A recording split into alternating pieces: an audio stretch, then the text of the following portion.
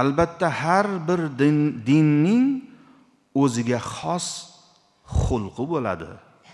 Islomning xulqi esa hayodir degan ekanlar Nabiyimiz sallallohu alayhi vasallam. Hozirgi kunimizda eng kamyob bo'lib qolgan, juda ham noyob bo'lib qolgan,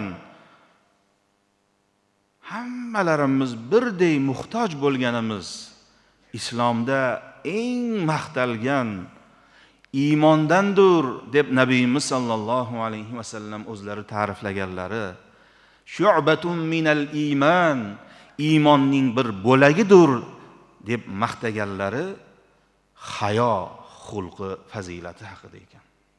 Hozirgi kunimizda eng dolzarb bo'lgan, eng muhim bo'lgan masalalardan biri ham mana shudir.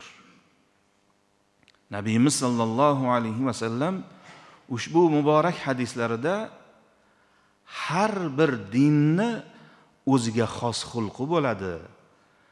Islomning xulqi hayodir deb deyaptilar.